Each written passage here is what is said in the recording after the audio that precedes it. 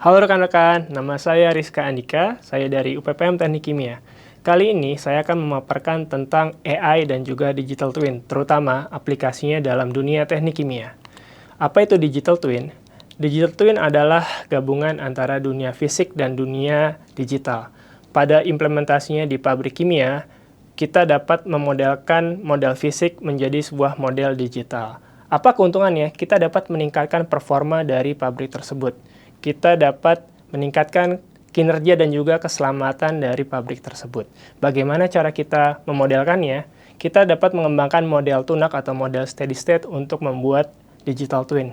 Kita dapat menggunakan proses simulator biasa dan juga menggabungkan antara data historis dan juga simulator biasa. Kemudian, pada saat yang bersamaan, kita dapat memodelkan hampir real time untuk mengetahui beberapa hal.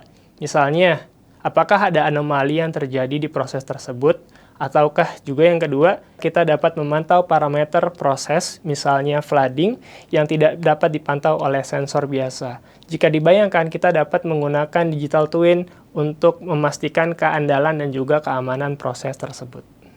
Selanjutnya, kita akan membahas tentang artificial intelligence atau kecerdasan buatan. AI dapat digunakan untuk regresi, prediksi, ataupun klasifikasi. Dalam hal ini, kita dapat gunakan AI untuk prediksi keadaan proses. Misalnya, ketika kita gunakan Dow Data Challenge. Di Dow Data Challenge merupakan studi kasus yang berfokus pada prediksi kadar impuritas dalam suatu sistem pemurnian dengan memanfaatkan model AI. Sistem pemurnian yang dikaji terdiri dari 3 kolom, yakni kolom primer, kolom sekunder, dan juga kolom umpan. Ada 2 hal yang penting dalam proses ini, yakni kadar impuritas yang tinggi berdasarkan aliran daur ulang dan juga proses penuaan katalis yang membawa laju reaksi ke arah sebelah kiri. Sehingga proses simulator biasa tidak bisa digunakan untuk mensimulasikan proses tersebut. Dalam Dow Data Challenge disediakan 45 variabel yang dapat kita gunakan untuk memprediksi kadar impuritas. Namun, karena masalah overfitting, kita tidak akan gunakan semua variabel ini untuk memprediksi impuritas tersebut. Berikut merupakan alur studi yang digunakan. Di awal kita membagi 2 dataset, yakni untuk training dan juga untuk validating.